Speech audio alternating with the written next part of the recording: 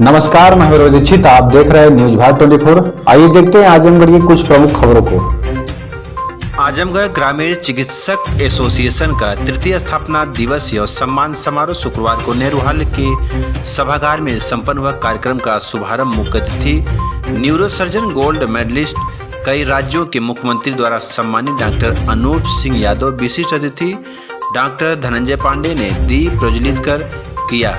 कार्यक्रम को संबोधित करते हुए मुख्य अतिथि डॉक्टर अनूप सिंह यादव ने कहा कि मौके पर मिले प्राथमिक इलाज की बहुत अहमियत है। ग्रामीण चिकित्सक ही घायल को टांका आदि लगाकर रक्त रोकने का काम करते हैं, तब जाकर मरीज की जान बचती है और वह हमारे पास आकर उच्च स्तरीय सेवा प्राप्त करता है। हम लोग ऐसी सेवा देने वाली इकाई के आभारी हैं जो मानव का जीवन बचाने का काम करते हैं। उन्होंने कहा कि चिकित्सक होने के लिए जितना मैंने पढ़ाई किया, अब चिकित्सक बनने के बाद 14 वर्षों में उससे कहीं अधिक पढ़ाई कर रहा हूं। सभी चिकित्सकों को अपने क्षेत्र की पढ़ाई करते रहना चाहिए। बिहार प्रांत से आए संगठन के राष्ट्रीय सचिव डॉक्टर जयेंद्र मणि मिश्र ने कहा कि सरकार हमें या तो नौकरी प्रदान करे या फिर 6 माह का ट्रेनिंग देकर हमें ग्रामीण स्तर पर चिकित्सकीय सेवा करने की अनुमति प्रदान करे। हमारे साथ सरकार सकारात्मक रूप करके हमें सम्मान देने का कार्य करे। आइए देखते हैं एक रिपोर्ट।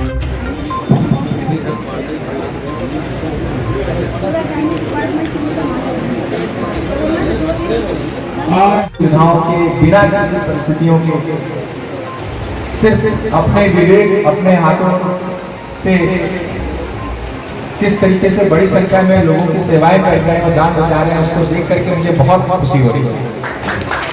सर, आज जो सम्मेलन हुआ, इस बारे में क्या कहना चाहेंगे?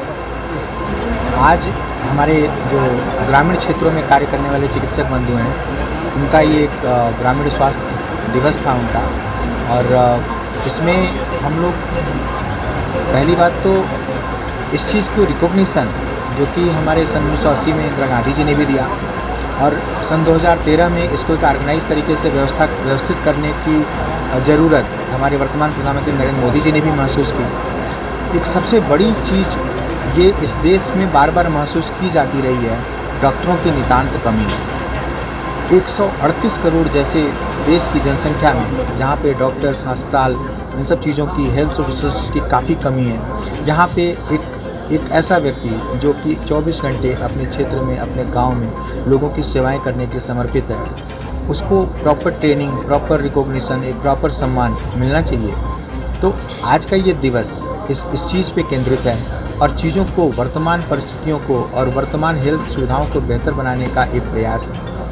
ये हमारे देश की सरकारें भी करती आई हैं और ये कहीं ना कहीं से हम लोग भी इस चीज़ की ज़रूरतें महसूस कर रहे हैं। खासकर हमने कोरोना काल की विभीषिका भी जब देखी, जब हमारे गांव में, जब जहाँ पे डॉक्टर्स का भी अभाव था, वहाँ पे जिस तरीके से हमारे गांव के डॉक्टर्स ने अपनी सेवाएं दी, तो इस चीज़ को सम्मानित और इस चीज़ को रिकॉग्नाइज करने की ज़रूरत बाकायदा इस देश में है। और बस परिस्थितियाँ ऐसी हैं कि हमें इस चीज़ की ट्रेनिंग और इसको एक प्रॉपर वे में रखने की भी ज़रूरत है, क्योंकि हमें अपनी सीमाएँ भी पता रहनी चाहिए और हमें अपने देश की ज़रूरतों का भी भान होना चाहिए। तो आज का ये दिवस अपने देश के लिए है बेसिकली, और उन कर्मयोगियों के सम्मान के लिए है जो कि निरंतर अपने गांव में समर्पित होकर इस देश को अपनी सेवाएं दे रहे हैं। सर, आज सम्मेलन में जो गांव के लोग, डॉक्टर लोगों को क्या मैसेज देना चाहेंगे जो शहर की सुविधाओं से वंचित रहते हैं? देखिए, अगर हम बात करें तो 70 से 80% बीमारियाँ या 90% बीमारियाँ कहीं ना कहीं से कम्युनिकेबल डिजीज़ के कारण होती हैं।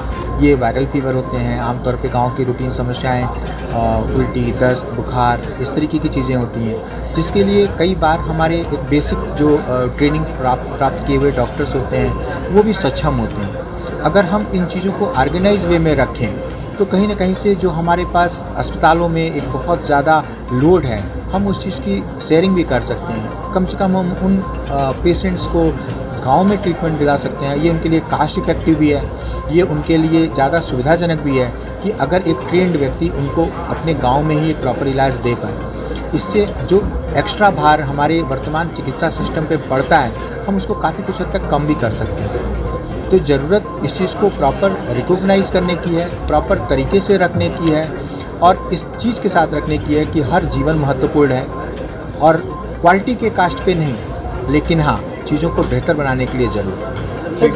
छोटे आज यह ग्रामीण चिकित्सकों का एक संगम है जिसको चिकित्सा संगम कहा जाए। और सबसे पहले आप तमाम मीडिया बंधु के मैं हार्दिक अभिनंदन करता हूं। आप लोगों को कोटि कोटि धन्यवाद एवं शुभकामना। आज यह जो प्रोग्राम रखा गया है इसमें ग्रामीण चिकित्सकों के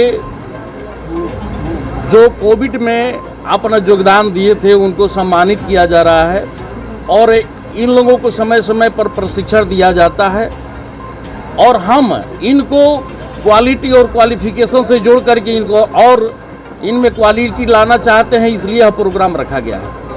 एक तरफ प्रशासन आप लोगों को झोला छाप करती है, इस पर क्या करना आपका है? ये झोला छाप शब्द अगर आप बहुत अच्छा चीज़ बोल दिए, मैं इस चीज़ को नहीं कहना चाहता हूं, लेकिन अगर झोला छाप शब्द किसी दुनिया की किसी डिक्शनरी में है तो उसका भावार्थ और शाब्दिक अर्थ भी तो होगा।